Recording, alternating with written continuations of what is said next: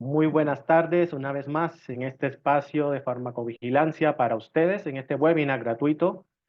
A nombre de la Asociación Colombiana de Farmacovigilancia le damos la bienvenida. Me presento, mi nombre es Cristian Cuello, químico farmacéutico, miembro de la Junta Directiva como coordinador de líderes regionales de la Asociación Colombiana de Farmacovigilancia.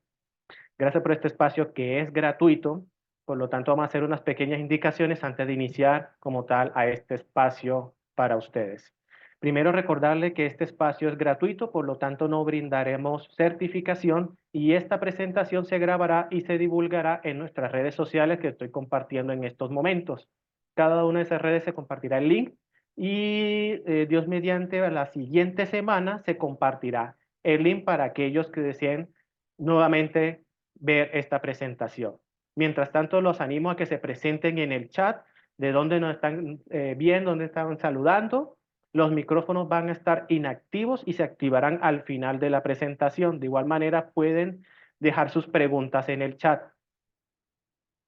Como primera presentación, estamos promocionando un taller que es gratuito, que es para la otra semana, perdón, que es del taller de inteligencia artificial. Le dejo el link para acceder a más información. Tiene unos valores, unos costos para los asociados y no asociados. Esto aplica para los asociados de las distintas asociaciones de farmacovigilancia de Latinoamérica. También incluye el descuento. Este evento vamos a cubrir muchas de las necesidades, tanto esenciales como nivel intermedio, porque con todo este boom que está presentándose de la inteligencia artificial, sobre todo la inteligencia artificial generativa, es muy importante conocer ciertas nociones antes de poder incurrir a ejecutar o realizar dichas herramientas en su entorno de trabajo, ya sea en áreas de salud o en otras áreas. En esa presentación o en ese taller vamos a compartir un material que será acceso gratuito a los integrantes, que son unos documentos que se van a ir actualizando de todo el contexto mundial de la inteligencia artificial, más unas herramientas que se podrán utilizar en los distintos contextos que se encuentran expresados en esta parte de la diapositiva. Entonces los animo encarecidamente. Ahorita en el chat compartiré el link para que puedan acceder y puedan animarse a inscribirse. Entonces, así, iniciando, vamos a dar con la presentación auditorías de farmacovigilancia a proveedores, su impacto en el sistema de farmacovigilancia, a nombre del colega y amigo Josué Bautista. José Bautista es un experto en farmacovigilancia. Quiero resaltar mucho que es fundador de un grupo llamado Pharmacovigilance en español, la cual también está en las redes sociales y les invitamos también a que lo conozcan. No quiero leer todo este amplio perfil, pero les quiero decir que es un experto en el tema, ha sido invitado en muchos espacios para dar capacitaciones e incluso auditorías de farmacovigilancia. Por lo tanto, colegas o su amigo, te cedo el micrófono, bienvenido. De a nombre de la asociación, muchas gracias. Adelante, por favor. Hola, muy buenas tardes, tengan todas y todos ustedes. Qué gran gusto y sobre todo qué gran honor poder estar aquí en un foro que organiza la Asociación Colombiana de Farmacovigilancia y como bien dice Cristian, además de ser colegas, también somos amigos y no están ustedes para saberlo, pero yo sí para contarlo. Además somos compadres vía WhatsApp, así es que gracias por esta invitación y bueno, veo afortunadamente y con mucho gusto bastantes nombres conocidos de esta vida y de este camino farmacovigilante. Así es que no dejen de dejarnos saber desde dónde se conectan, quiénes son. Y en este sentido, pues daré inicio a la presentación que con mucho gusto he preparado para ustedes. Déjenme comenzar a compartir pantalla y por favor, déjenme iniciar esta compartición y me parece que ahí ya pueden ver mi pantalla en modo presentación, ¿verdad? ¿Es Así es, correcto? así es. Fantástico. Ok, bueno, pues estoy aquí para hablarles de esta temática que ya se ha expresado previamente, bajo el contexto de que su servidor, además de farmacovigilante, también es auditor de farmacovigilancia. Actualmente me desempeño como auditor de farmacovigilancia para Novartis y también, bueno, hago algunas otras actividades gremiales en el campo de la farmacovigilancia. Me gustaría informarles y compartirles que lo que ustedes escuchen a Josué Bautista decir el día de hoy en esta sesión representa pues un enfoque 100% académico y formativo y significa este ejercicio de formación y de compartir conocimientos.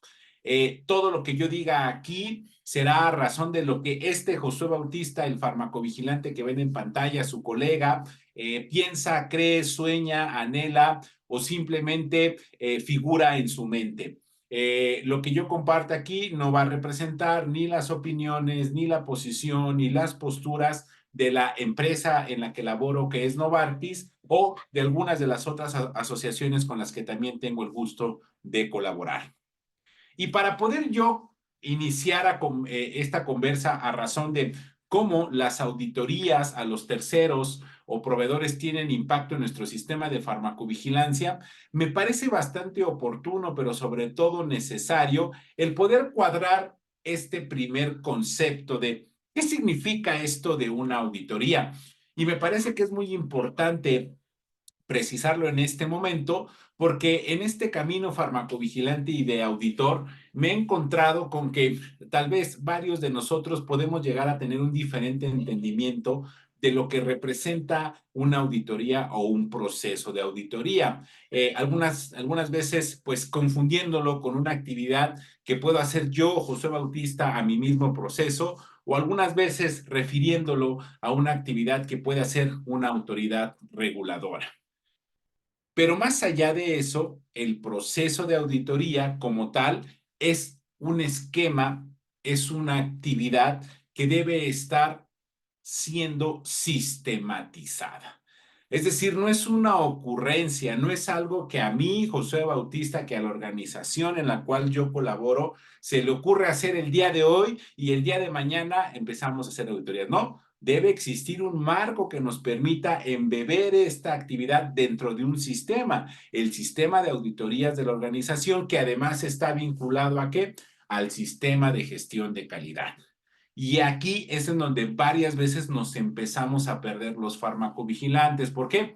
Porque a nosotros como farmacovigilantes se nos ha instruido un poco como a los médicos, que al médico, para el médico lo más importante es resolver la situación de salud y si hay eventos adversos o no, o cambie el medicamento o simplemente no haga nada con esos eventos adversos. Al farmacovigilante que nos han dicho, usted tiene que capacitar a su personal, usted tiene que reportar los datos de seguridad de los cuales usted tenga conocimiento, usted tiene que buscar información de seguridad, usted tiene que revisar qué marco regulatorio opera en su país, en su región y construir o el correspondiente reporte agregado de seguridad, utilizar MEDRA, utilizar HUDROC, realizar el PGR, implementar las acciones del PGR y eso a usted lo hace un farmacovigilante. Sí, pero esas actividades que nosotros desarrollamos deben estar conectadas a un sistema de gestión de calidad, porque este sistema de gestión de calidad es el que nos va a poder permitir, entre varias cosas, tener un proceso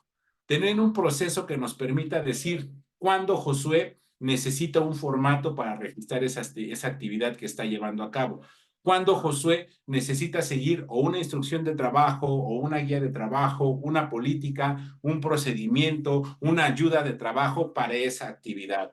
Cuando Josué necesita alzar la mano y decir, oigan, aquí hice algo diferente a lo que dice la legislación, a lo que dice mi procedimiento, o no solo lo hice porque me equivoqué, sino lo hice a propósito, a razón de que de hacerlo de la manera en que lo describe el procedimiento, estaría poniendo en riesgo X o Y situación. Este sistema de gestión de calidad nos da esos cimientos para tener procedimientos donde deben estar, poder demostrar que lo que se debe hacer se está haciendo y poder evaluar el grado de cumplimiento con lo que se está haciendo. Y este proceso de grado de cumplimiento con lo que se está haciendo se vincula con la capacidad que las organizaciones tengan para evaluar sus procesos, reitero, bajo el marco de un sistema, bajo el marco de un proceso que se implementa y que se alimenta de diferentes partes y que debe estar, sin duda alguna, involucrando a las diferentes áreas de una organización. Pero en este sentido, para yo poder decir que estoy llevando a cabo una auditoría, es importantísimo asegurar algo que se llama la independencia. ¿La independencia de qué? La independencia de el responsable o los responsables de llevar a cabo esa evaluación. ¿A qué voy? De acuerdo a la definición que nos marca de auditoría, el módulo de auditorías de las buenas prácticas de farmacovigilancia, se enfatiza que el proceso de auditorías debe ser independiente. Esta independencia se traza y se consolida cuando quien evalúa esa actividad, quien evalúa ese proceso, quien evalúa a ese tercero, no forma parte del staff de ese tercero que está haciendo esa actividad o no forma parte del proceso que se está evaluando. ¿A qué voy? Debería estar existiendo en nuestros equipos, en nuestras organizaciones, un equipo que no se vincula con el día a día y que es responsable de aspectos de calidad y o auditorías. Dependiendo del volumen, de la magnitud de los procesos, dependiendo de qué tan grande es la organización, algunas veces el equipo de calidad también tiene la gorra de ser auditor o algunas veces está un equipo de calidad más un equipo de auditorías, según sea el caso. Pero ojo, el que yo haga parte de la misma organización no sacrifica el grado de independencia. Lo que sacrifica el grado de independencia en una auditoría es cuando a Josué Bautista, que hace parte del equipo de farmacovigilancia de México, él dice que va a auditar su proceso de farmacovigilancia. Esto no traza la independencia. Lo que traza la independencia es que Josué Bautista, que es parte del equipo de auditorías de esa organización, va a auditar al equipo de farmacovigilancia de México, donde ese equipo de farmacovigilancia de México, en lo único que se relaciona con Josué Bautista es que hacen parte de la misma empresa, pero no de los mismos equipos, no de las mismas líneas de reporte, no de las mismas líneas y procedimientos de ejecución de sus actividades. Eso me demuestra independencia. Ojo, habrá organizaciones que por la misma naturaleza de sus actividades no consideren conveniente o necesario formar a un equipo auditor interno. Es ahí cuando se puede contratar a una entidad externa para que lleve a cabo esa auditoría. ¿Por qué me detengo en este punto? Porque ya sea que la revisión la realice una persona que es parte de la misma organización, pero que no está vinculada con el proceso ni tampoco con las líneas de reporte, ya sea que la lleve a cabo esa persona o ese staff, se va a mantener la independencia, o ya sea que se contrate a un externo para que lleve a cabo esa evaluación, también se va a mantener la independencia. ¿Cuál es mejor, la que hace el auditor interno o la que hace el auditor externo? Pues no hay un punto como tal de referencia a decir cuál es mejor o cuál no es mejor. Es simplemente que esa decisión la toma la organización a razón de algunas de estas consideraciones que les he compartido. Pero además de que el proceso de auditoría debe ser sistemático e independiente, también debe ser ordenado. Ordenado. ¿Qué significa orden? Orden significa consistencia, orden significa claridad, orden significa justamente que tenemos esquemas definidos, tiempos definidos, elementos definidos, expectativas definidas, que tenemos entradas y salidas definidas. El proceso de auditorías no es un proceso de ocurrencias. Necesita tener un inicio, necesita tener un fin, necesita tener elementos que le dan vida al inicio, elementos que le dan vida en la ejecución, elementos que le dan vida en la finalización, necesita tener elementos o estructuras que lo alimentan, sistemas que le dan esta consistencia, etcétera, etcétera. Auditar debe ser una actividad ordenada y se ordena desde que aviso de la auditoría, desde que tengo una agenda de auditoría, desde que sigo mi agenda de auditoría y desde que implemento lo que se espera que suceda después de la ejecución de la auditoría. Y como todo lo que hacemos en la industria farmacéutica, pues debe ser un proceso documentado. Estas evaluaciones se deben documentar con varios objetivos. Primero que nada, para demostrar que de manera proactiva estamos evaluando la adecuabilidad de nuestros sistemas y su grado de cumplimiento, pero también para poder evidenciar que en caso de que se hayan encontrado elementos de deficiencia, estamos echando mano o estamos tomando acciones para poder investigar en primera instancia y en segunda instancia remediar o corregir esas deficiencias y si fuese necesario y posible también prevenirlas. En otras palabras, lo que estamos buscando con una auditoría es poder verificar, primero, qué tanto nuestro sistema está construido en la manera que debe estar construido, qué tanto es idóneo para lo que debe entregar, y no solo qué tan bien está construido, sino qué tan efectivo está haciendo ese sistema para generar sus entregables. Eso es lo que se evalúa como parte de un proceso de auditoría en términos de lo que estamos buscando. ¿Qué tanto lo que yo tengo construido está construido hacia la expectativa de su construcción? ¿Qué tan idóneo es? Y reitero, no solo ya qué tan idóneo, sino qué tanto es efectivo en ya su desempeño e implementación. Todo esto a través de la evaluación de evidencia. Evidencia que iremos explicando un poco más a qué se refiere esto de evidencia objetiva. En este proceso, sin duda alguna, es elemental manejar al menos 3 conceptos que les quiero compartir. El primero de ellos se refiere a la evidencia de auditoría. ¿Qué es esto de la evidencia de auditoría?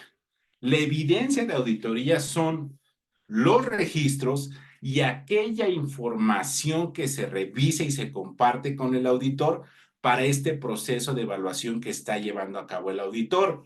Mi procedimiento, mi formato, mi Excel, si así fuese el caso, la comunicación que le mandé a la autoridad reguladora, la respuesta que me envió la autoridad reguladora, el escalamiento que hice de ese tema con mi jefe inmediato, con el country head de la filial, etcétera, etcétera. Pero ojo, la evidencia de la auditoría también se consideran como las declaraciones que yo hago. Es decir, para recibir una auditoría, si bien es cierto que se trata no solo de poder mostrar lo que yo hago, también se trata de poder estar claro de cómo estoy explicando las cosas. Usualmente, cuando tenemos una entrevista en el mismo idioma, pues no tenemos grandes retos, porque si no le entiendo a ese auditor que habla mi mismo idioma lo que me quiere pedir, casi siempre me siento cómodo de decirle, pero es que no entendí, pero es que tú te refieres a esto, pero es que me puedes repetir la pregunta, etc., etc. El gran reto comienza cuando estamos hablando de que estoy recibiendo una auditoría en un idioma que no es el idioma en el cual yo me siento cómodo o en el idioma en el cual tal vez yo pueda considerarlo como mi idioma madre o mi idioma de nacimiento. Y las declaraciones que le hacemos a un auditor se consideran evidencia de la auditoría. Si yo le digo al auditor por algo que me pregunte que sí lo hago y en realidad no estoy entendiendo lo que me preguntó y para no responder un no, respondo que sí, el auditor va a tomar nota que yo dije que sí lo hago y después me va a pedir información de eso que le estoy diciendo que sí se hace. Y al yo decirle que no tengo esa información, el auditor puede considerar 2 elementos: que no se está haciendo lo que yo dije que sí se estaba haciendo o que yo no estoy claro de mi proceso, cuando a lo mejor lo que en realidad venía pasando es que yo no estuve claro de la solicitud del auditor. Por eso es muy importante que en el proceso de auditoría todo aquello que no nos quede claro, lo clarifiquemos con el auditor. Y todo aquello que veamos que no le queda claro al auditor, también se lo expliquemos hasta que le quede claro. Porque de esa declaración o de ese entendimiento que el auditor tenga, podrá generar notas a razón de posibles deficiencias que él esté observando o detectando en el camino. La auditoría se construye a razón de referencias, a razón de los criterios de auditoría. Un auditor no es alguien que sabe toda la legislación a nivel mundial de farmacovigilancia. Un auditor no es alguien que se conoce todos los procedimientos de la compañía. Un auditor es aquel que va a tener que familiarizarse con las referencias que dan vida a los procesos y que las va a tener que entender, que las va a tener que aterrizar y que conforme a esas referencias, ya sean internas o externas en el caso de legislaciones, tendrá que utilizarlas como sus puntos de evaluación en el proceso que se está justamente revisando. Por eso, los criterios de una auditoría son los estándares contra los cuales vamos a evaluar a ese proceso. En este sentido, ¿por qué enfatizo este concepto? Porque cada vez que un auditor nos coloque que algo es una deficiencia, nosotros como auditados tenemos el derecho de pedirle cuál es la referencia que él está considerando para tomarlo esto como una deficiencia.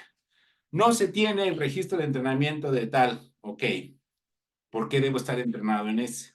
Ah, pues es que tu legislación te dice que debe ser una persona que conozca o que tenga el conocimiento de tal y tal. Ah, esa es la referencia. Pero si el auditor o el pseudoauditor nos precisa que hay una deficiencia a razón de lo que él entiende o cree, pues entonces ahí no hay un criterio de auditoría y por lo tanto ahí no hay una referencia a aplicar. Y por último, nos tenemos enfrente esa cosa que nos duele, que nos hace algunas veces sentirnos tristes, frustrados, pero que de verdad es muy necesaria conocer qué es el hallazgo de auditoría, que básicamente es el resultado de la evaluación de la evidencia que colectó el auditor a razón de los registros, las declaraciones y cualquier otro tipo de información que se le compartió, tomando como referencia los criterios de auditoría. El hallazgo de la auditoría es ese resultado, es decir, aquí hay una deficiencia y en qué categoría se encuentra esa deficiencia. ¿Es una deficiencia menor, es una deficiencia mayor o es una deficiencia crítica? Si es que, por ejemplo, seguimos el marco que nos establece el modelo de las buenas prácticas de farmacovigilancia en Europa. Ahora, pudiésemos decir, si ya conozco estas bases de la auditoría, pues como qué tipo de auditoría se pueden hacer. ¿Hay de un solo tipo? ¿Hay de más de un tipo? ¿O resulta ser que no es que haya de diferentes tipos, sino que con ese solo tipo puedo hacer cualquier esquema o acción de revisión de procesos o de entidades? Les quiero contar que para fines didácticos, en grandes términos, vamos a nosotros a considerar tres tipos de auditorías. Aquellas que le hacemos a nuestra misma organización, a la misma casa, al equipo que está basado en México, al equipo que está basado en Colombia, al equipo que es responsable del manejo de casos de seguridad a nivel de la organización y está basado uno en China, otro está en la India, otro está en Estados Unidos, según sea el caso. Hay auditorías que se hacen hacia nuestra casa. Pero también hay auditorías que se hacen hacia terceras partes, que esas terceras partes además pueden clasificarse en proveedores. Proveedores tanto de entregables directos de farmacovigilancia como de entregables indirectos de farmacovigilancia. Y en un momento más explicaré un poco a qué me refiero con esto. Y no menos importante, puede haber alguna otra tercera parte que no es como tal un proveedor de algún entregable en particular, sino lo consideramos más un socio de negocio. Usualmente es otra compañía farmacéutica. Cuando hablamos de las auditorías que hacemos a nuestra casa, usualmente llegamos a cubrir todos estos parámetros, el proceso per se de farmacovigilancia, qué se hace con las solicitudes de información médica, hasta entender las responsabilidades que tiene de farmacovigilancia y que está cumpliendo o no un equipo de fuerza de ventas o de visita médica. Hablando de terceras partes, pensando en proveedores de actividades directas o indirectas de farmacovigilancia, sin duda alguna, aquellos que nos procesan los casos, aquellos que nos crean el PSUR, aquellos que nos crean el DSUR, aquellos que nos crean el PGR, son proveedores directos del sistema de farmacovigilancia. Pero también tenemos proveedores indirectos o participantes indirectos al sistema de farmacovigilancia, como es quien un call center. Un call center que usualmente las compañías no tienen staff para crear un call center por diferentes elementos. Uno de ellos es la infraestructura tecnológica que debe desarrollarse, otro de ellos es el expertise, otro de ellos es justamente este camino a recorrer para consolidar estas actividades, etcétera, etcétera. Un call center es una tercera parte, es un proveedor indirecto de nuestro sistema de farmacovigilancia. ¿Por qué? Porque de las actividades que haga ese call center, pudiésemos nosotros estar colectando información de seguridad. Un proveedor de un programa de apoyo a paciente también se considera un tercero involucrado y con impacto en mi sistema de farmacovigilancia, porque nuevamente, de la información que ellos colecten en las interacciones con el sujeto, con el participante, nosotros estaremos en condiciones de cumplir con nuestras responsabilidades de farmacovigilancia o de no cumplir. Por ejemplo, cuando se desarrolla un programa de apoyo al paciente, tenemos que tener claridad de cuáles son las vías de interacción con esos participantes. Solo será llamada telefónica, hay elementos en los cuales les envían correo electrónico, hay mensajes de texto, hay mensajes de WhatsApp, cómo está configurado ese teléfono, existe una comunicación de dos vías, es de una sola vía, etcétera, etcétera. ¿Qué más? Entidades que hacen investigaciones de mercado también son terceras partes, son proveedores que nos dan entregables indirectos al sistema de farmacovigilancia. No menos relevante, y hoy en día pareciera que esto es algo nuevo, pero la industria farmacéutica ya lleva bastantes años monitoreando y poniendo reglas en qué hacer con aquellos terceros que nos desarrollan y nos mantienen y nos monitorean nuestros medios sociales. La página de Facebook de la compañía, la página web del medicamento, donde se registra el paciente, donde se registra el médico, el canal de YouTube, el canal de Instagram y hasta ahora está las historias que se puedan compartir por medio de influencers, etcétera, etcétera. Todo lo que tiene que ver con medios sociales que representa o que se configura bajo un canal de dos vías de comunicación es sujeto de ser evaluado desde la perspectiva de farmacovigilancia y tiene impacto en el cumplimiento de nuestras responsabilidades como un sistema de farmacovigilancia. El archivo. ¿Cómo que un proveedor de archivo tiene impacto en el sistema de farmacovigilancia? Por supuesto que un proveedor del archivo, ya sea en físico o electrónico, tiene impacto. ¿Por qué? Porque uno de los principios de las buenas prácticas de farmacovigilancia trasciende en que seamos capaces de mantener la información de farmacovigilancia por un periodo de tiempo especificado. Pero no solo mantenerla ahí archivada, sino mantenerla ordenada y probar que efectivamente la podemos recuperar. ¿Cuántas veces no ha pasado en alguna auditoría que se presenta y se pide, ¿cómo manejas tu archivo físico que ahora es cada vez menos? Ah, pues tengo un proveedor de archivo. Ok. ¿Qué información tienes con ese proveedor de archivo? Pues los casos, etc. ¿Qué casos tienes ahí? ¿Has probado si ese proveedor te puede enviar la información como dice que te la puede enviar? ¿Sabes qué información está ahí? ¿Dónde se encuentra almacenada? Ese proveedor que tiene tus documentos en físico, además de que tenga alguna serie de infraestructura de cabinas a prueba de fuego. ¿Qué pasa con los extintores que se manejan ahí? ¿Son a base de agua? Pues no, de nada nos sirve, porque si es a base de agua y se presenta un conato de incendio, pues entonces, ¿qué le va a pasar a tus documentos en físico? Se van a perder. Entonces, ese tipo de proveedores de archivo físico debería tener otro tipo de extintores de fuego, con otro tipo de componente. Oye, ese proveedor de archivo, ¿cómo controla el acceso al archivo? ¿Quién tiene acceso a ese lugar? ¿Quién tiene acceso a esa carpeta? ¿Quién tiene acceso a ese anaquel? Etcétera, etcétera. ¿Cómo se registra ese acceso? No solo quién, podemos saber quién entra, quién sale, podemos saber que alguien entró y que no debía tener acceso a esa información. Eso hablando de esquemas de archivo en físico, pero ¿qué pasa con el digital? El archivo digital tenemos que retar dónde está el backup, cómo podemos trazarlo, cómo podemos recuperar algo que se eliminó, podemos saber que se eliminó algo por error y cuánto tiempo tenemos para recuperar esa información que por error se eliminó. 15, 20, 30 días, no lo tenemos porque no es parte de lo que se contrató, etcétera, etcétera.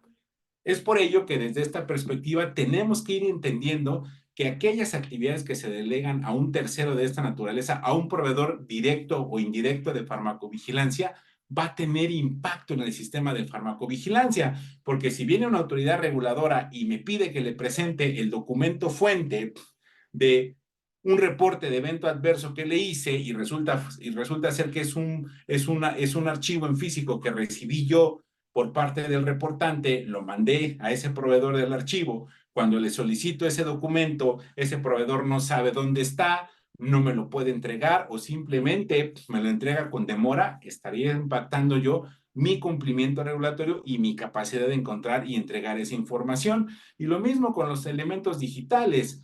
Podemos decir, es que está respaldado ahí. Ok, está respaldado. ¿Has probado tú que se puede encontrar esa información? ¿Cómo la encuentras? ¿Cómo es que ese respaldo te va a permitir identificar que esa llamada, por ejemplo, que se registró en el call center, efectivamente es la llamada a la que corresponde ese caso. ¿Y cómo me aseguro yo de mantener esa llamada disponible por el tiempo que así la legislación me lo solicita o por el tiempo que así mi procedimiento interno lo está especificando? Les quiero decir en este momento que si van teniendo alguna duda, pregunta o comentario, vayan colocando a través del chat y ya como lo mencionaba mi querido colega y amigo Cristian, al final de esta sesión se abrirán los micrófonos. Por último, tenemos a esos terceros que son más unos socios de negocio, que puede ser o una compañía farmacéutica, un distribuidor o si acaso algún almacén. Lo que les voy a compartir a continuación estará más enfocado a lo que pasa en este proceso cuando hablamos de terceros, cuando hablamos de proveedores, para así poder ir cerrando este círculo de la información, entendiendo algunos otros elementos de impacto y de evaluación de sus servicios. De por sí, llevar a cabo una auditoría es un proceso que nos demanda esfuerzo y que varias veces puede ser doloroso y que varias veces podemos decir que ya no lo aguantamos más. Pero es un proceso necesario. Ahora, en mi vida de auditor, les puedo decir que he entendido que llevar a cabo una auditoría es como visitar al médico. Yo me puedo sentir bien por diferentes aspectos, porque según yo como saludable, porque según yo no me desvelo, porque según mi estado que evalúo yo mismo, pues no tengo mayores inconvenientes, porque según yo me encuentro con un buen peso, porque según yo al no fumar, al no hacer X, Y o Z, esto me va a asegurar que me voy a encontrar en un adecuado estado de salud. Pero esa es la apreciación que yo tengo a razón de las actividades que yo hago. Necesito en este camino de la vida, pues también ayudarme de expertos que puedan ayudarme a entender mi real estado de salud. Y a veces ir al médico, pues es algo que no nos gusta. ¿Por qué? Porque resulta ser que el médico me dice, bueno, independientemente de que usted me diga que hace X o Y o Z, déjeme le mido la cintura.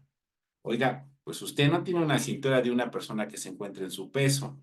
Oiga, déjeme le mido la presión. Oiga, pues la presión que usted está marcando en este momento, si bien es cierto que no es hipertensión, resulta ser que se encuentra en un momento, en una escala que de seguir con estos hábitos puede convertirse en una hipertensión o incluso yo le puedo decir, no, pues yo no tengo ningún problema de metabolismo de mi glucosa, me manda a hacer unas pruebas y regreso y me dice, ¿qué cree?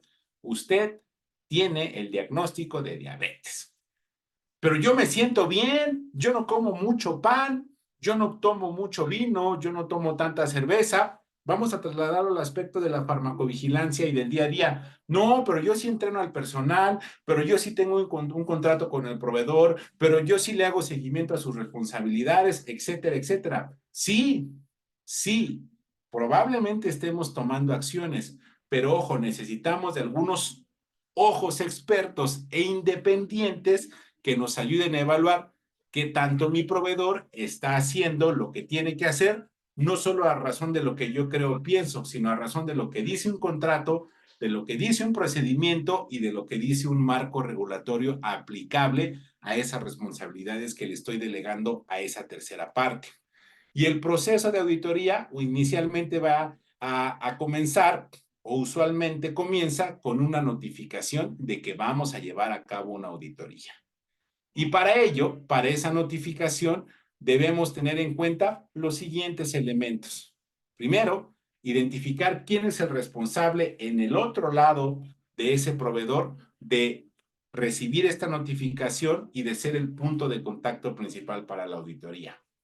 Usualmente, cuando hablamos de una tercera parte de un proveedor, hay alguien que es el ejecutivo de la cuenta, pero también hay alguien que es el que lleva los procesos de calidad, pero también hay alguien que es el que lleva el servicio tal cual. Y dentro de esos debemos identificar quién es el punto de contacto adecuado.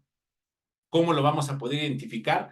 Pues hablando internamente con quién, con el usuario de ese servicio para decirle, oye tú, José Bautista, tú que tienes contratado a este call center, tenemos que hacerle una auditoría, por favor, ayúdame a identificar o pásame el nombre de a quien le debo escribir para informarle de la auditoría. También debemos estar bastante claros de entonces quién debe participar en ese proceso. ¿Es suficiente con un auditor? ¿Necesitamos dos? ¿Necesitamos tres? ¿Eso quién lo va a determinar? La complejidad de la auditoría. Por eso debemos tener definido qué estamos buscando con esta auditoría y hasta dónde vamos a tener que llegar o revisar. Yo puedo evaluar a un call center, pero ¿qué de su proceso como call center le voy a evaluar?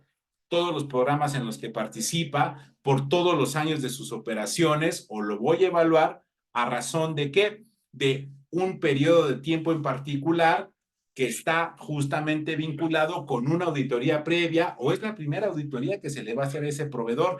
Todo este tipo de elementos los tendríamos que estar definiendo en esta preparación de la auditoría. Y no menos relevante, tendríamos que definir cuál es el mejor esquema, una auditoría en sitio o una auditoría remota. ¿De qué va a depender? En primera instancia, de la disponibilidad de la información.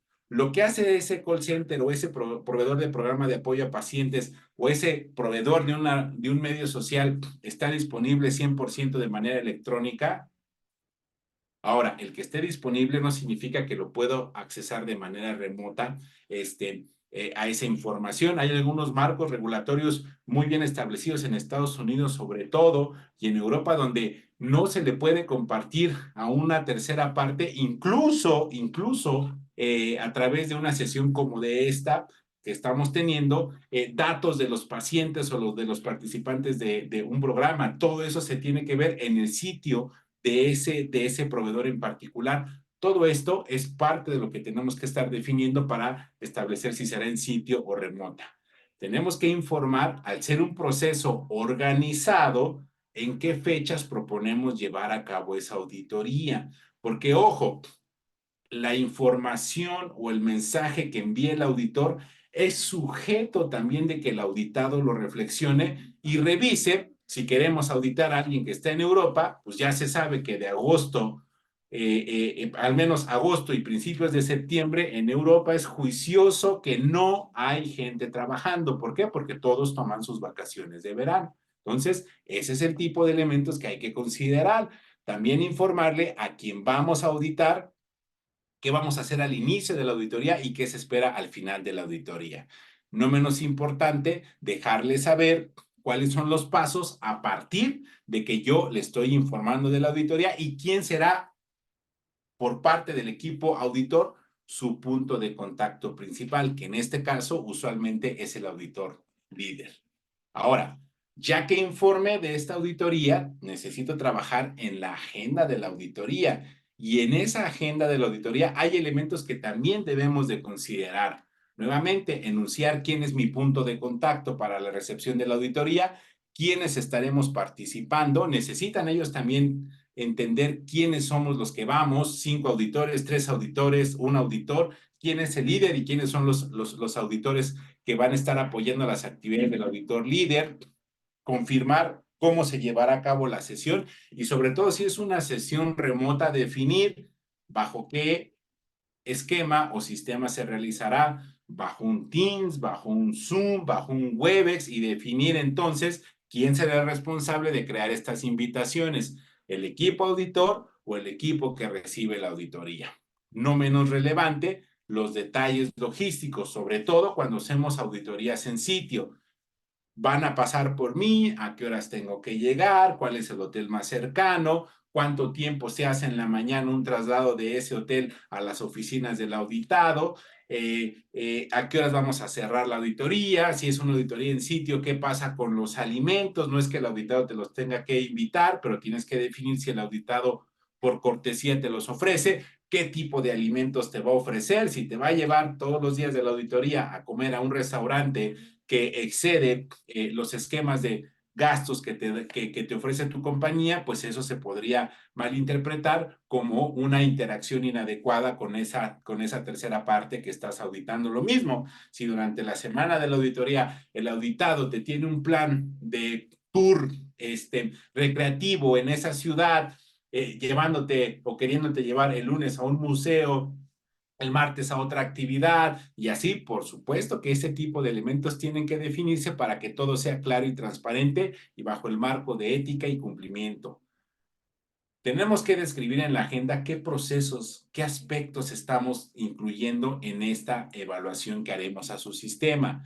No menos importante, dejarle saber muy claro al auditado cómo se está distribuyendo esta revisión, qué vamos a ver en el día 1, en el día 2, en el día 3, si es una auditoría de un día, de 2 días, de 3 días, de 4 días o de 5 días. También necesitamos saber quiénes estarán participando en cada sesión, porque ojo, las auditorías de farmacovigilancia, cuando hablamos de terceras partes, no se enfocan única y exclusivamente, por ejemplo, hablando de un call center, en revisarles si están colectando o no eventos adversos.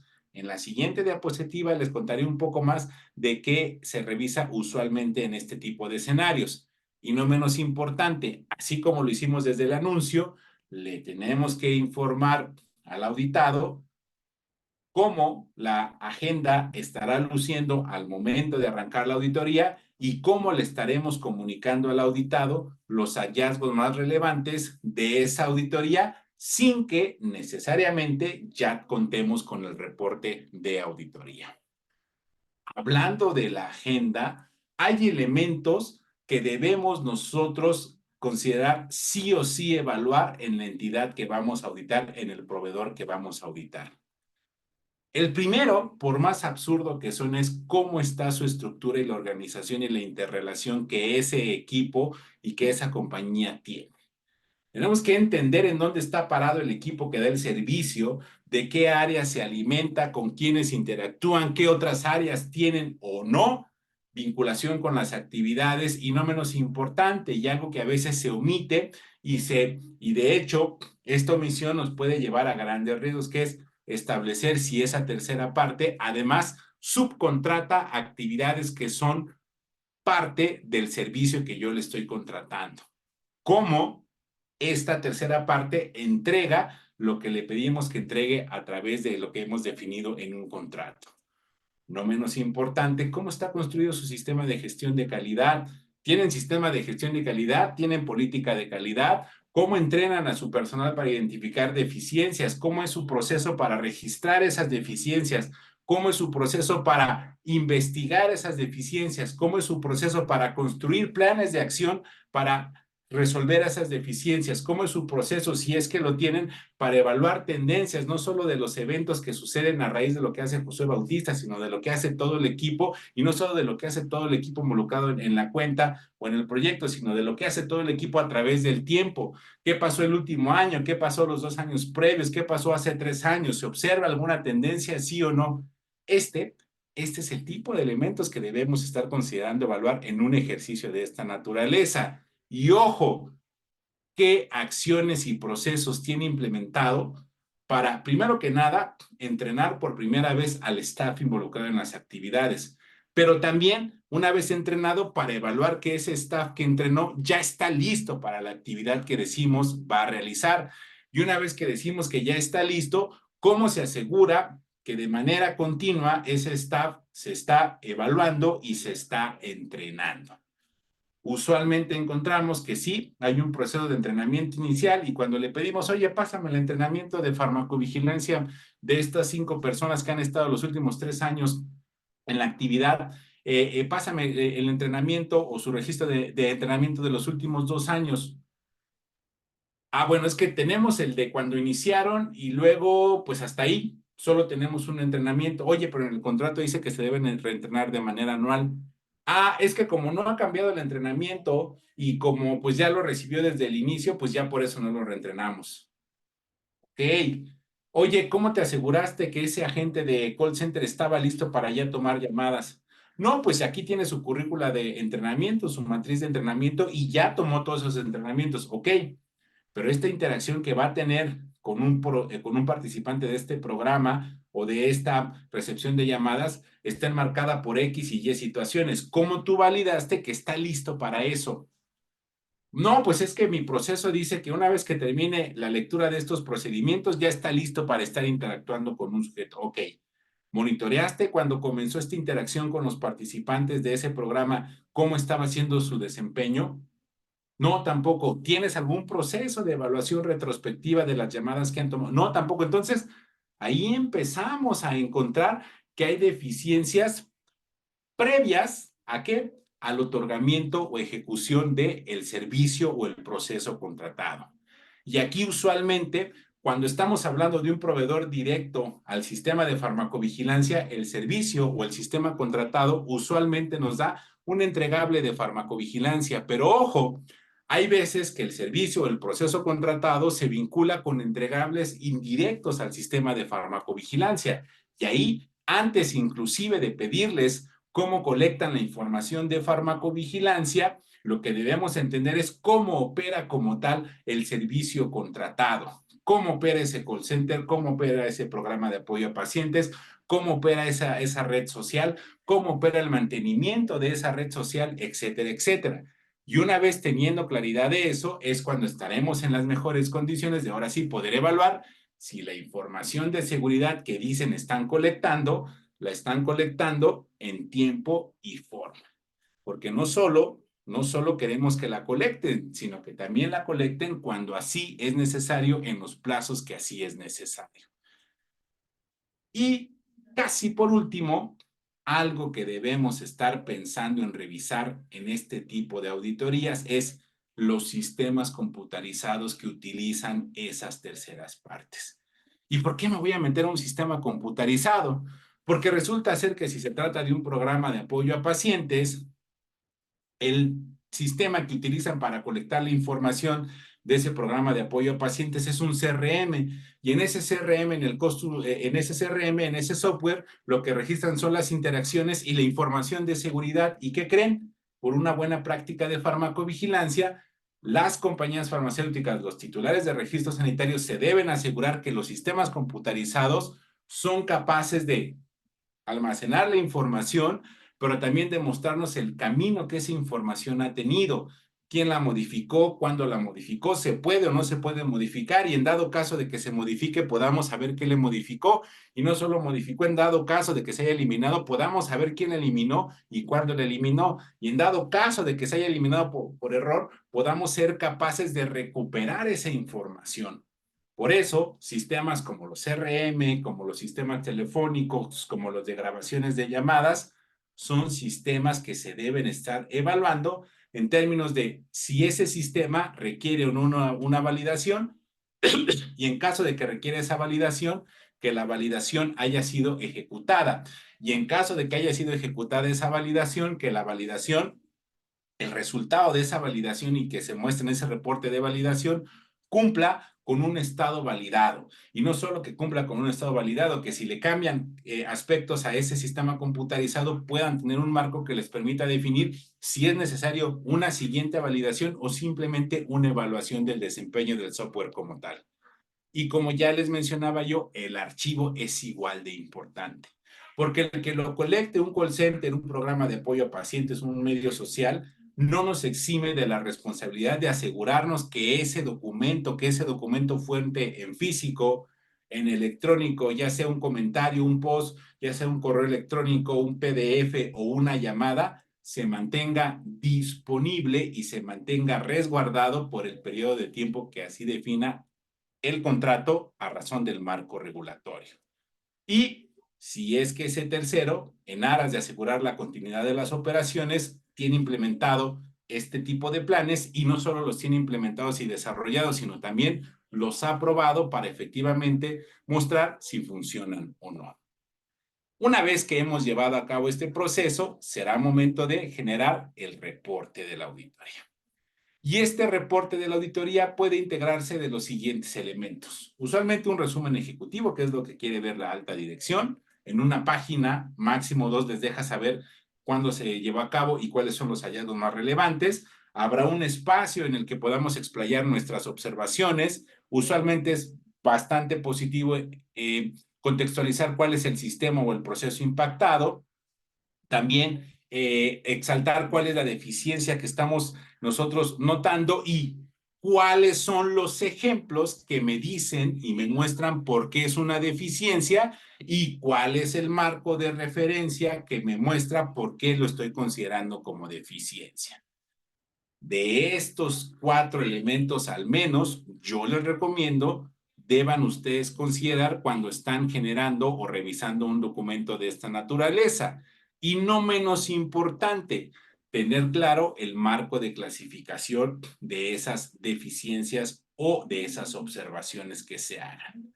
El marco de clasificación, yo les recomiendo que sigamos este que nos menciona la entidad en Europa, que es un marco bastante bien definido y de alguna forma bastante bien conocido, donde definimos algo crítico mayor o menor o algo que no es una deficiencia, pero que consideramos importante que lo revise para que lo pueda mejorar si así lo considera importante.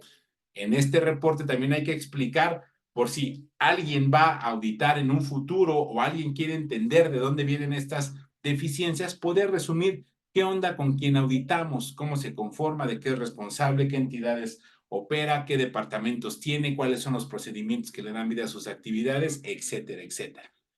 Y por último, le deberíamos estar informando como parte de este proceso de notificar el reporte al auditado qué va a seguir después que reciba ese reporte, que nos tiene que devolver a nuestro sistema de auditorías para poder continuar con el proceso de auditoría, porque la auditoría no termina cuando se hace la reunión de cierre ni cuando se envía el reporte de auditoría.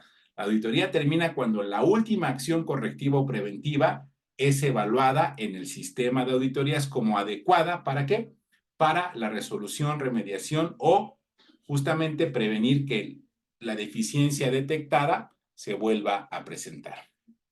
Y con esto, pues les quiero agradecer su atención a los farmacovigilantes, a las farmacovigilantes que están conectados en esta sesión de Zoom. Les dejo mis datos de contacto por si alguno quiere profundizar un poco más en esta temática. Y nuevamente agradezco a la Asociación Colombiana de Farmacovigilancia por esta gentileza y las invito a que sean parte de la asociación, a que se inscriban a este fantástico curso de inteligencia artificial que mi querido colega y amigo estará impartiendo en la siguiente semana y me reitero a sus órdenes. Muchas gracias. Una excelente presentación. Se habilitan los micrófonos a partir de este momento. Creo que soy yo, amigo. Dame un segundito porque creo que no te escucho, ¿eh? Déjame ver. A ver otra vez por ahí. ¿Cuándo? ¿Me escuchan? Te escucho como muy lejano, pero tal vez sea yo. No sé si los demás te escuchan bien. Bueno, voy a cambiar de micrófono por si acaso.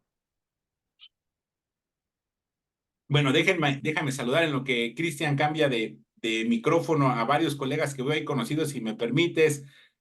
Andrea, por supuesto, qué gusto verte por acá. A Natalia, a mi primo, que llevamos el mismo apellido que está aquí conectado, por supuesto. A Narly, a Diego. Gracias por sus comentarios. Y te dejo, amigo, simplemente en lo que te cambiabas de micrófono, quería saludar a quienes están conectados. No, claro que sí, claro que sí. Muchísimas gracias por este espacio, que estos temas son muy importantes, sobre todo las auditorías, de cómo poder garantizar de que estemos ejerciendo adecuadamente nuestros procesos y como muy buena analogía del médico, una cosa es la percepción de cómo tenemos nuestros procesos y otra es cómo alguien externo nos evalúe. No, tenemos saludos de distintos países, de Salvador, Colombia, Bolivia, México, Perú. Les agradezco muchísimo cada uno de sus saludos de donde se están conectando. Les recuerdo que los micrófonos están activos para que desea levantar la mano y hacer una pregunta. Mientras tanto, voy a leer las que están en el chat. La primera de María Luisa Martínez dice, ¿hay alguna institución que certifique como auditor en farmacovigilancia? ¿Cómo se podría armar una matriz para calificación de auditores en farmacovigilancia? Excelente pregunta. Pues mira, hasta mi conocimiento en el proceso de auditorías como tal, hasta el momento, las entidades no te califican en el proceso de farmacovigilancia. Te califican o te certifican en el proceso de ser un auditor. Y es a partir de esa calificación o certificación en el proceso de ser auditor cuando tú vas tomando ese camino de hacia qué campo o hacia qué expertise.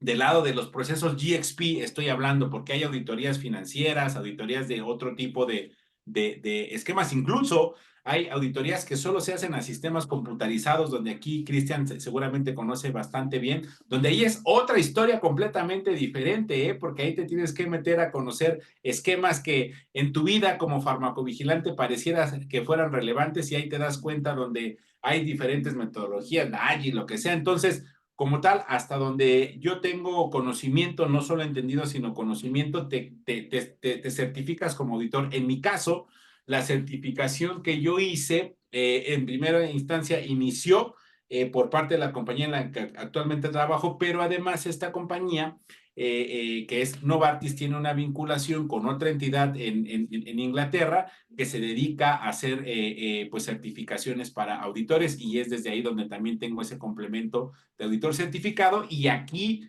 en Novartis, digamos, mi área de especialización fue o es auditorías en materia de farmacovigilancia. No sé si con esto quedó más o menos claro el comentario que nos hacían, Cristian. Sí, María Luisa, le dejamos que nos pueda confirmar en el chat si se siente a gusto con tu respuesta. Mientras tanto, leemos la siguiente del señor Dubán Mesa, pero, bueno, antes de continuar, les recuerdo que este espacio está siendo grabado y se publicará en las redes sociales de la asociación, la cual podrán ver nuevamente a comodidad. La siguiente pregunta dice, ¿en qué clasificación se encontrarían los proveedores de software de farmacovigilancia? ¿Estarían dentro del alcance de farmacovigilancia o debería corresponder a los encargados de sistema de información en la compañía? Claro. Bueno, cuando hablamos de software de farmacovigilancia, hay diferentes tipos de software. Voy a hablar de uno en particular que es la base de datos de seguridad de farmacovigilancia, el Argus, el ARIS, etcétera, etcétera. Ahí como tal, lo que vamos a evaluar es el desempeño del sistema computarizado.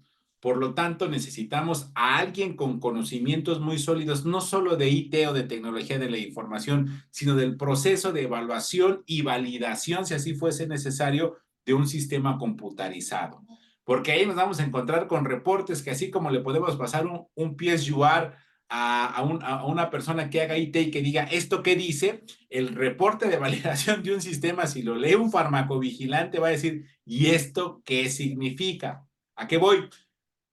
La evaluación de este tipo de sistemas la pueden hacer farmacovigilantes que tengan entrenamiento en esta materia, pero usualmente es tan específico el campo que usualmente lo que pasa es que se delega a un experto en IT que tiene conocimiento de los procesos de seguridad y el impacto en la colección de esos datos para que pueda contextualizar los hallazgos o las deficiencias que se puedan encontrar. Porque reitero, hablo por mí sin ninguna restricción. En mi caso, yo tuve que aprender siendo auditor a no evaluar como tal el estado validado de un sistema. Eso requiere mayor expertise, sino a entender qué significa ese reporte y a partir de ahí consultar con el experto en este proceso si lo que yo estoy entendiendo de ese reporte es correcto, o si no, pues ya ahí toca uno base con el experto. En este caso, pues ya es alguien experto en estos ámbitos técnicos de tecnología de la información y validación y evaluación de sistemas.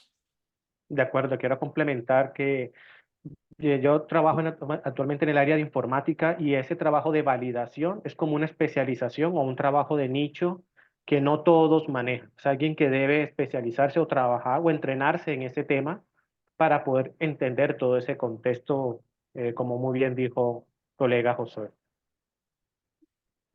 La siguiente pregunta de Carmen Gaitán menciona, ¿cuál sería la diferencia entre audición y supervisión? Ahí como que te perdí, querido amigo Cristian. A ver, vamos a ver si encuentro el de Carmen. ¿Cuál sería la diferencia entre auditoría, inspección Eh, y supervisión? Ya vi el comentario, Cris. sí. Bueno, qué bueno que me dan este espacio. Usualmente, desde el marco europeo, que es el marco europeo y el de Estados Unidos y el de Canadá y el de este tipo de agencias, lo precisan muy bien. Una auditoría es una evaluación que haces tú al proceso, pero es una revisión interna por un equipo independiente a ese proceso que estás revisando.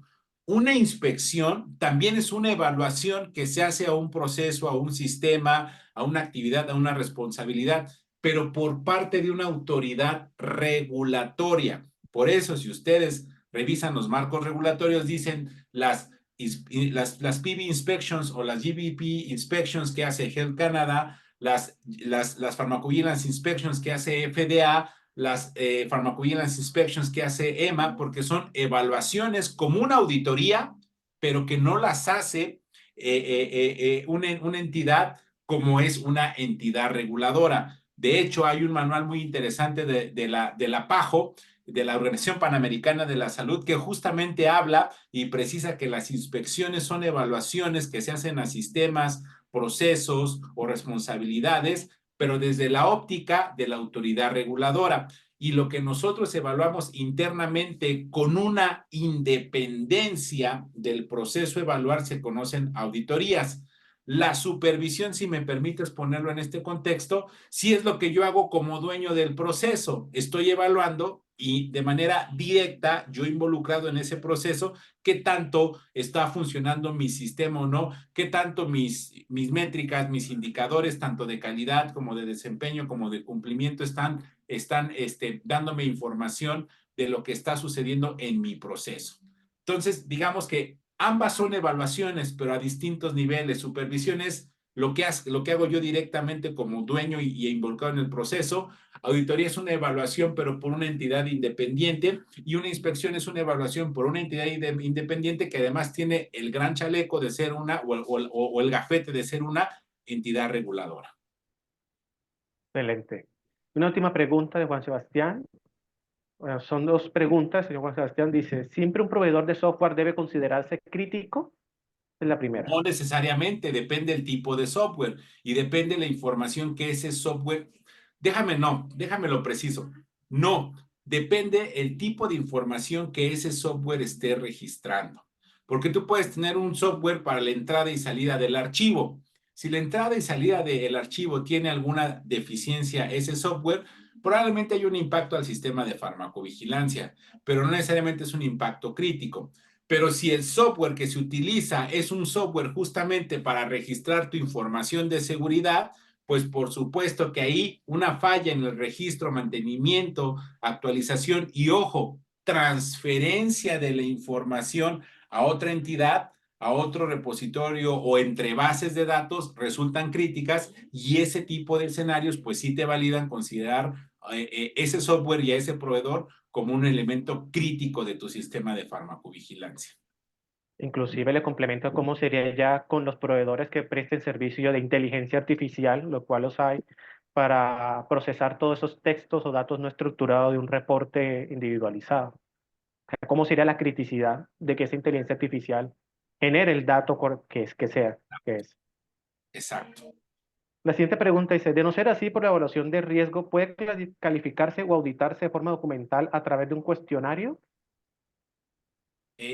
No sé si seguimos refiriéndonos al software o a Sí, es la qué. misma, complementa la pregunta anterior del software. Sí, claro. De hecho, yo te diría, o sea, la auditoría usualmente es un proceso que se hace ya que se entrega o ya que se está entregando el servicio o se está ejecutando la operación, porque sea un software o sea un proveedor, usualmente hay un paso previo a la auditoría que es el famoso due diligence o la famosa evaluación inicial, que es incluso antes de que se entregue el servicio o que contrates a ese proveedor, le haces una evaluación que usualmente es un cuestionario, ahí no tienes que ir necesariamente a visitarlo, según tu esquema, y le solicitas información a través de ese cuestionario. Es un cuestionario donde no le preguntas en términos solo de sí y no, sino que te explique el proceso o que adjunte la información que así te dé evidencia de lo que te está explicando, y con eso puedes hacer una evaluación preliminar, y ya dependiendo de eso tú puedes definir justamente los siguientes pasos de si sí es necesario tener una evaluación más profunda a ese nivel, o si lo contratas con esos datos que te dan X nivel de certeza y dejas al proceso de auditorías que revisen ya cómo está gestionando ese entregable, ese proveedor o ese sistema. Listo. Y por parte del señor Pablo Camargo, y damos cierre. En algunos lugares de Colombia vemos químicos farmacéuticos preparándose intensamente en lo que respecta a farmacovigilancia. Y cuando reciben visitas de entes reguladores, el auditor que llega es un tecnólogo, que sería como un cargo intermedio entre técnico y profesional. ¿Qué se puede hacer para mejorar esto? Híjole, desconozco en Colombia qué se puede hacer, amigo, y desconozco los términos de tecnólogo y así, pero no sé si ahí tú me ayudas. Es un cargo o una formación entre el auxiliar y un profesional. Es un cargo que se puede aprender en 2 años. Ah, bueno, pues digamos de ahí sí es yo les diría, o sea, toda preparación tiene su respeto y tiene su reconocimiento. Yo creo que ahí lo más importante, más que evaluar el nivel de conocimiento académico que tiene o de carrera académica, es cuáles son las credenciales que tiene para ejecutar lo que dice que va a ejecutar. Vuelvo a lo mismo. En mi camino como farmacovigilante, pues yo recibí montones de auditorías, fui parte de inspecciones regulatorias de FDA, de la EMA y parte directa. Estaba ahí sentado en el mismo salón que el inspector de la FDA. Y les puedo decir sin ninguna pena, y es algo que repito siempre, yo creía que sabía cómo era un proceso de auditorías. Yo creía que sabía. Ahora en este camino de auditor les puedo decir que ese camino me sirvió como auditado o como inspeccionado, pero que por supuesto que el haber recibido una auditoría o ser parte de un proceso de esa naturaleza no te da las credenciales para auditar. Es como si dijéramos que vuelvo al ejemplo del médico, no por estar en un hospital vas a decir yo ya puedo prescribir, yo ya como ya vi cómo el médico prescribe y qué resultados o qué pruebas de laboratorio pide, yo ya con eso voy a saber qué pedirle a alguien que me está preguntando cómo es su estado de salud. No, señores, tenemos que prepararnos, hay técnicas que se desarrollan, hay elementos que se desarrollan. La auditoría, hablando un poco más general, una auditoría es un elemento de muestreo. Los auditores muestreamos, los auditores no evaluamos el 100% de los registros y parte de las habilidades que tiene que desarrollar un auditor es un muestreo eficiente, pero sobre todo basado en riesgo. ¿De qué me sirve revisarle a un proveedor con la misma juiciosidad un proceso de colección de datos de seguridad de un proveedor que tiene 2 agentes que colecta 10 eventos adversos por mes, en comparación a un proveedor que tiene un staff de 100 agentes que colectan 1000 eventos adversos por mes? El muestreo basado en riesgo nos va a decir hasta dónde profundizo, hasta dónde no, cuántos registro, cuántos no, cuántos auditores vamos al A, cuántos auditores vamos al B. Me parece que es ahí en donde es el punto de quiebre, al menos hablando de la evaluación de los procesos. Ah, bueno, listo. Esto siendo todo, colega José, querido público, muchísimas gracias por su participación, por sus preguntas de cada uno de los lugares donde se conectaron. Les invitamos que para la siguiente semana ver esta presentación en las redes sociales, estas charlas que damos desde la Asociación Colombiana de Farmacovigilancia para el siguiente mes. Finalizando, tendremos nuestra siguiente charla. Los invitamos también para el taller de inteligencia artificial para la siguiente semana. Por favor, inscríbanse. Por lo tanto, le deseamos un excelente día, tarde, noche. Doctor Hasta José, pronto, un abrazo, compadre, excelente tarde. compadre, un abrazo. Muchas gracias, saludos a todos.